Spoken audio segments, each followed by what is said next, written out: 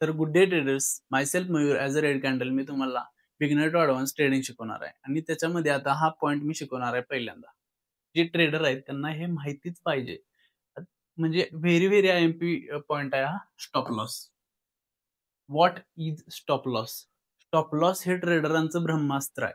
म्हणजे हे जर तुम्ही नाही अक्वायर केलंसा लावायला, ठीक आहे, आणि हे जर नाही लावलंसा तुम्ही, तर तुमची कॅपिटल झिरो होणार आहे आणि तुम्ही कायम लॉसच करणार आहे. हे आपण लिहून देऊ शकतोय आणि कुठला पण ट्रेडर हे लिहून देऊ शकतोय ज्याला हे ट्रेडिंग येतात. जो गॅमलिंग करतोय त्याला काय स्टॉप लॉस आणि त्याचा काही संबंधच नसतोय आणि तो कायम पैसा कधी मिळवणारच नाही. तुक्क्याने मिळवला तर.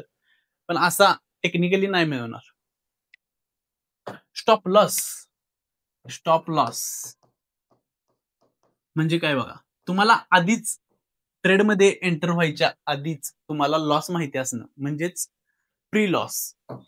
प्री लॉस जर तुम्हाला आधीच माहिती असला तर तुमची का नाही सायकोलॉजी सरळ राहत्या. सायकोलॉजी सरळ राहत्या म्हणजे तुम्ही का नाही ट्रेड होल्ड करायला शिकतायसा. नाहीतर तुम्हाला लॉस म्हणजे तुमची रिस्क माहिती नाही. Stop loss is equal to risk. ठीक आहे. तर तुम्हाला तुमची रिस्क माहिती नाही आणि तुम्ही त्या ट्रेडमध्ये गेलायसा, तर त्या ट्रेडमध्ये तुम्ही अक्वायरच करू शकत नाही होल्डिंग कॅपॅसिटी. मी काय म्हणलं, तुम्हाला होल्डिंग कॅपॅसिटी येणारच नाही. का? कारण का तुम्हाला आधी प्री लॉस माहिती नाही. म्हणजे तुम्ही त्या ट्रेडमध्ये रिस्क किती आहे? आता समजा तुम्हाला माहितच नाही की ट्रेडमध्ये 5,000 रिस्क टाकलायसा तुम्ही. पण ₹5,000 ची रिस्क आहे आणि तुम्हाला ₹2,500 मायनस दिसायला लागलं. तर तुम्ही पॅनिक करून एक्झिट केल्यासा. तो ट्रेड एक्झिट केलासा. पण तुम्हाला नंतर कळतं की तो ट्रेड परत 10,000 क्लोज झालाय पॉझिटिव्हमध्ये. झाला असता जर मी ते काढलं नसतं. पण हे कशामुळे झालं? तुम्हाला प्री लॉस माहितीच नव्हता तुमचा. त्यामुळे प्री लॉस माहिती असणं हे म्हणजे अतिशय इम्पॉर्टंट आहे. ठीक आहे. आणि स्टॉप लॉस हे ट्रेडरचं ब्रह्मास्त्र काय? कारण का आधीच रिस्क माहीत असली तर तुमची इनर सायकॉलॉजी प्लस तुमचं माइंड पण स्टेबल राहतंय. जर लॉसच माहिती नाही ट्रेडमध्ये एंटर करायला लागलायसा, तर मग गडबड आहे तुमच्या सिस्टममध्ये आणि तुमच्यामध्ये पण. आणि काय प्री लॉस माहिती पाहिजे आणि ते कसं लावतात ते ब्रोकर वाईज वेगवेगळं पडतंय. आता जी ब्रोकर आहेत आपल्यात झिरोदा, एंजल वन, ग्रो आणि कुठला अपस्टॉक्स ह्यांच्यामध्ये स्टॉप लॉसचे वेगवेगळे ह्याच्यात आहे. पण तुम्ही सगळ्यात सोपं सांगतो मी तुम्हाला, की तुम्ही जो ब्रोकर वापरताय त्याच्यामध्ये कसा स्टॉप लॉस लावायचा ही जी शॉर्ट बघा. जर तुम्ही शॉर्ट बघितली ना 30 मिनिटात, मी आता इथं सगळं डेमो दाखवत बसलो का नाही प्रत्येक ह्याचं, तर व्हिडिओ लेंथी होणार आहे. त्याच्यामुळे शॉर्ट बघा प्रत्येकाचं म्हणजे काय म्हणतात ते ब्रोकर वाईज त्यांनी केलेलाच असते कुणीतरी YouTubeला. तर तुम्ही तोच बघा. आणि मी तुम्हाला फक्त हे सांगायला लागलो, की what importance of stop loss. Pre loss माहिती होते, तुमची रिस्क माहिती होते आणि तुमची स्टेबल सायकॉलॉजी राहत्या. ह्याच्यामुळं तुम्ही काय करू शकताय? ट्रेड फ्रीली करू शकतायसा आणि म्हणजे त्याच्यामध्ये तुम्ही पेशन्सली बसू शकताय ट्रेड होल्डिंग करण्यासाठी. हेच इम्पॉर्टंट आहे स्टॉप लॉसचं. तुम्हाला आधीच तुमची रिस्क असणार आहे, ती आधीच माहिती पडत्या आणि तुम्ही तिथं स्टॉप लॉस लावताय with your position sizing, managing position sizing and तुमची रिस्क मॅनेजमेंट. That's it. एवढाच आहे स्टॉप लॉस. आता समजा मी तुम्हाला कॅल्क्युलेट कसं करायचं ते सांगतो पोझिशन सायझिंग आणि रिस्क मॅनेजमेंट. तुमचा 10,000 कॅपिटल आहे. 10,000 कॅपिटल आहे. तर तुमचे 100 ट्रेड व्हायला पाहिजेत. 100 ट्रेड म्हणजे तुमचे रिस्क काय असायला पाहिजे? तुमची दिवसाची 100 दिवस तुम्हाला सस्टेन व्हायचं. तर तुमची रिस्क असायला पाहिजे ₹100 दिवसाला. ॲज अ बिगिनर आहेत त्यांना मी सांगायला लागलो. ₹100 दिवसाला असायला पाहिजे. म्हणजेच तुमचे 100 ट्रेड होणार आहेत. बघा 100 गुणिले 100 बरोबर 10,000. मग समजा 2 पॉइंटचा एस-एल आहे. 2 पॉइंटचा एस-एल आहे. तर तुमची क्वांटिटी किती असायला पाहिजे? 50 म्हणजेच बरोबर ₹100 होतात. त्या स्टॉकची क्वांटिटी असायला पाहिजे हे मी सांगायला लागलोय. जर 1 पॉइंटचा एस-एल असला तर काय 100 क्वांटिटी म्हणजे ₹100 एस-एल. दिवसाचा तो ट्रेड झाला तुमचा.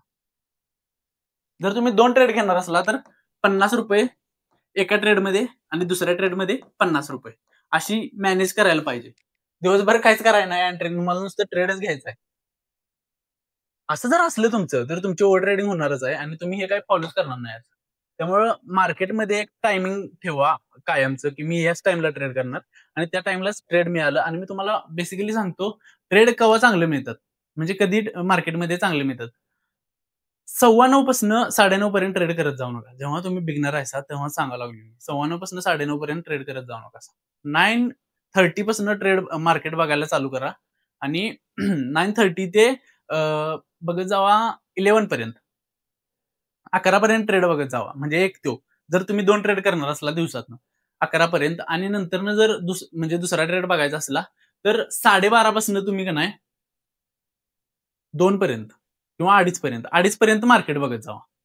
12:30 ते 2:30 पर्यंत जर तुम्हाला ट्रेड ह्याच्यामध्ये मिळतलं, तर चांगलंच आहे. ठीक आहे. म्हणजे ते तिथं मार्केटमध्ये लय अशी हे नसत्या, इन्स्टॅबिलिटी नसत्या. बरोबर बिगिनरसाठी ते मार्केट चांगलं आहे. आणि जर हां, हां, हां, हां. पहिल्यांदाच तुम्ही या 2 मध्ये जाऊ नकासा. जेव्हा स्टेडी मार्केट असते त्याच्यामध्ये तुम्ही ट्रेड करा, असं माझं म्हणणं आहे. पहिला का नाही तुम्ही 11 पासून 1 पर्यंत ट्रेड करत राहा. म्हणजे मार्केट का नाही शांत असते तेव्हा. तेव्हा तुम्हाला कळेल, की गाडी कशी हळू चालत्या. तेव्हा तिथं जावा. मार्केट तेव्हा तिथं जरा स्लो असते. इथं का नाही थ्रिल असते जरा मार्केटमध्ये व्हॉलॅटिलिटी आणि म्हणजे मूव्हमेंट जास्त असत्या. तर तुम्हाला म्हणजे पहिल्यांदाच कळणार नाही ट्रेड कसं होल्ड करायचं ते. तसं-तसं बघत जाशील तसं-तसं तुमची प्रॅक्टिस होईल, तसं-तसं तुम्हाला कॉन्फिडन्स येईल. आणि हे मी तुम्हाला स्टॉप लॉसचा आणि पोझिशन सायझिंग आणि रिस्क मॅनेजमेंटचं सांगायला लागलेलो. हे तुम्हाला कळालंच असेल. 10 कॅपिटल असेल तर 100 ट्रेड करायचीच आहेत. एकाच ट्रेडमध्ये 5,000 दुसऱ्या ट्रेडमध्ये 5,000 असं जर केलंसा, तर म्हणजे तुम्हाला कोणीच म्हणजे मी असं जरी म्हटलं, की मी ट्रेडिंग शिकवतो तुम्हाला. तुम्ही शिकलासा आणि जर तुम्हाला सगळा कुठला पण सेटअप येऊन दे. मी काय म्हणलं? तुम्हाला कुठला पण सेटअप येऊन दे. कुठला बी तुर्रम खान तुम्हाला कुठला बी 100% ची जरी 100% नसत्याच सोडा काय मार्केटमध्ये 100% नसते. 70 टू 60% पण लयच आहे ॲक्युरसी. 60 टू 70% जर तो म्हणला, की मी तुम्हाला शिकवतो मार्केट हात धरून आणि तुम्हाला सगळं येतंय. पण तुम्हाला हेच येत नाही स्टॉप लॉस, पोझिशन सायझिंग आणि रिस्क मॅनेजमेंट. तुम्ही झिरोच करणार आहे. ते कॅपिटल वाईप आउटच करणार आहे. आणि तुमची सायकॉलॉजी पण सरळ नाही आणि रिकव्हरीच्या नादात तुम्ही सगळे पैसे घालून बसणार आहे. एवढं आणि सांगतो मी तुम्हाला. त्यामुळे रिकव्हरी पहिल्यांदाच ह्याच्यात रिस्क मॅनेजमेंट, पोझिशन सायझिंग आणि स्टॉप लॉस शिकून घ्या. हे मेन आहे. काय म्हणलं मी? हे मेन आहे.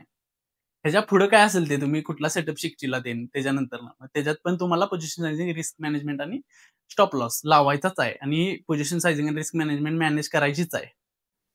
तरच तुम्ही एक प्रॉफिटेबल आणि पैसा मिळवशीला मार्केटमधनं. जर तुम्ही हे केलंसा तर 110% तुम्ही पैसा मिळवणार मार्केटमधनं. ठीक आहे ना? जर तुम्ही हेच नाही केलंसा, तुमची रिस्कच फिक्स नाही प्रत्येक ट्रेडला, तर आणि काय एकच फिक्स ट्रेड आणि फिक्स रिस्क असली, तर तुम्ही मार्केटमधनं काहीतरी घेऊनच जाणार 100%. हे स्टॉप लॉस सांगितलंय, रिस्क मॅनेजमेंट सांगितलं आणि रिस्क मॅनेजमेंट आणि पोझिशन सायझिंग एवढं सांगितलंय.